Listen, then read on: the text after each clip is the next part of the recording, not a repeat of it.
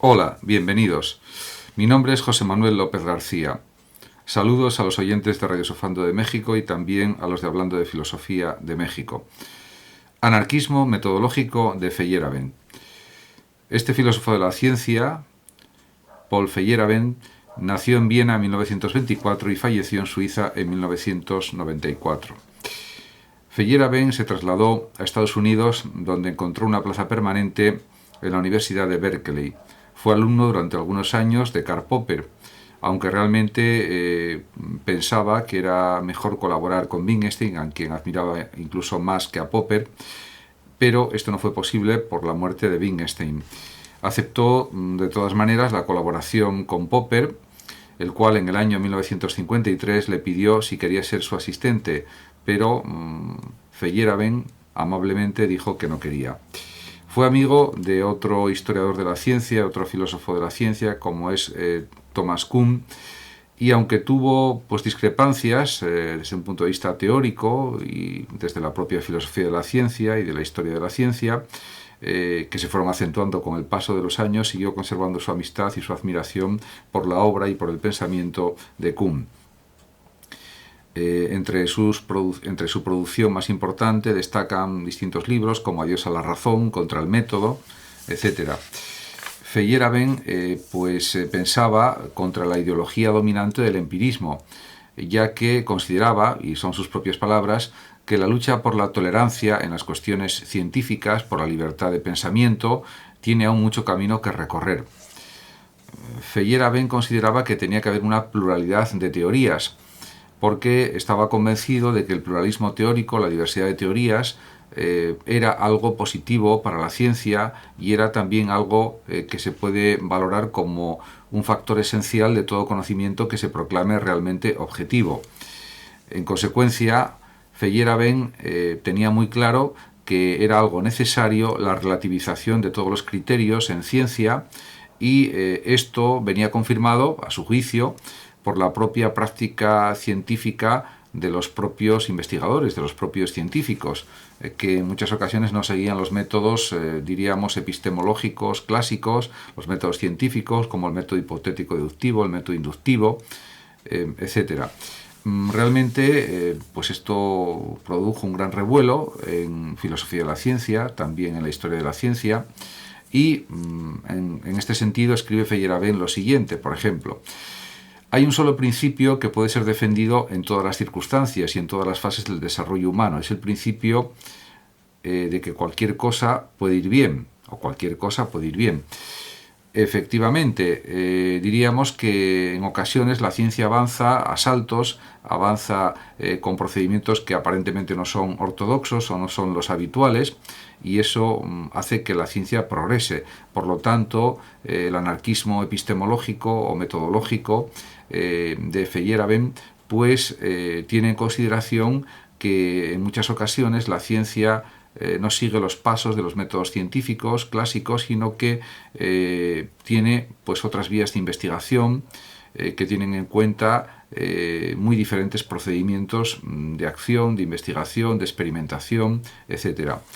En consecuencia, pueden ser consideradas, según Feyerabend, las ideas científicas del pasado, que por ejemplo han sido abandonadas hace un cierto tiempo, las sugerencias de tipo metafísico, que pueden ser una posible solución a diferentes problemas que puede haber en ciencia, en cuanto a nuevos descubrimientos, a nuevas soluciones a problemas científicos que siguen enquistados durante mucho tiempo.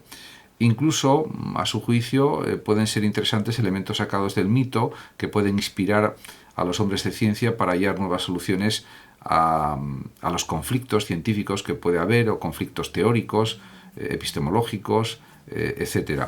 En consecuencia, lo que se deduce de este planteamiento de Feyerabend es que tiene que haber, en general, un profundo rechazo de una ciencia institucionalista y una exigencia irrenunciable a que se pueda conformar una sociedad libre. Él también insiste en que los ciudadanos tienen que ser libres y, por supuesto, también afirma que tiene que haber actividades de conocimiento, actividades cognitivas que no son propiamente científicas, pero que también son muy necesarias en toda sociedad.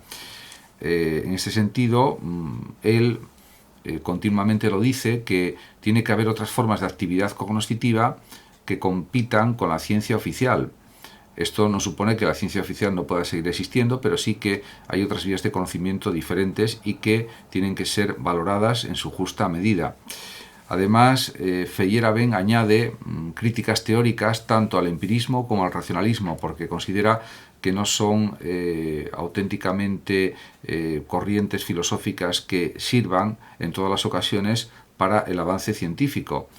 Aunque puedan ser consideradas como valiosas, tanto el empirismo como el racionalismo no siempre solucionan todos los problemas que aparecen ante los ojos de los científicos, ante la mente científica, ante la mente de los investigadores.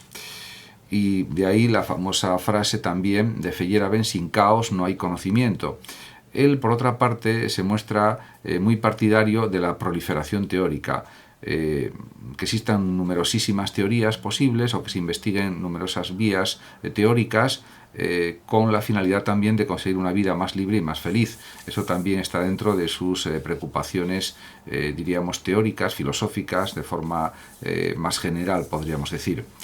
Realmente hay una tesis que desarrolló el propio Feyerabend junto con su amigo Kuhn, que es la tesis de la inconmensurabilidad, y que significa pues que si se comparan dos teorías, cuando no hay un lenguaje teórico común, esas dos teorías no se pueden comparar realmente, porque diríamos, al haber diferente lenguaje, no son comparables.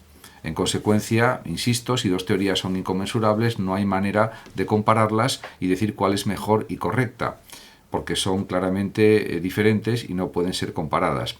Esta tesis de la inconmensurabilidad, pues la pusieron, diríamos, en vigor, o diríamos que la dieron a conocer en el año 1962 Kuhn y Feyerabend, pero de manera independiente los dos.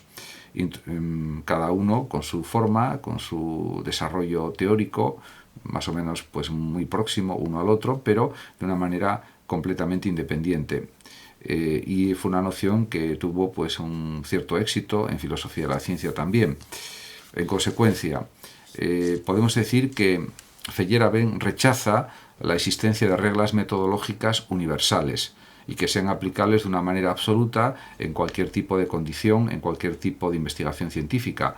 En este sentido, diríamos, se opone pues, a otros planteamientos de filosofía de la ciencia, como por ejemplo los característicos de Mario Bunge, que en su libro La investigación científica pues habla con todo rigor de los mejores métodos científicos, las técnicas científicas, etc. En este sentido, pues me parece que lo que plantea Feyerabend es compatible con la existencia de la ciencia oficial, de la ciencia experimental, de la física, de la matemática, de la química, de la biología como ciencias, con unos métodos, diríamos, muy bien ya establecidos, pero esto no implica que no puedan usarse otras metodologías, otros sistemas de investigación alternativos, o por lo menos yo considero que complementarios, de los que utilizan los científicos más ortodoxos, que están más de acuerdo con los parámetros oficiales de lo que debe ser pues una auténtica experimentación, una auténtica investigación, un completo desarrollo de las teorías, de las hipótesis, etc. Con lo cual, diríamos que no me parece mal este planteamiento del anarquismo epistemológico de Feyerabend, porque la ciencia oficial, la ciencia rigurosa, que usa métodos como el método inductivo, el método hipotético deductivo y otros métodos, es perfectamente compatible también con pues, un cierto número de científicos que también quieran usar métodos complementarios a estos que son los que siempre generalmente han usado los científicos ya desde los tiempos, por ejemplo, de Galileo, de Newton, de Robert Hooke y de otros grandes científicos como Boyle, Lavoisier y otros muchos más. Muchas gracias a todos por su atención. Saludos a los oyentes de Radio Sofando y de Hablando de Filosofía de México. Y por último decir que el que lo desee puede compartir este vídeo o simplemente diríamos que suscribirse a mi canal de YouTube. Hasta siempre.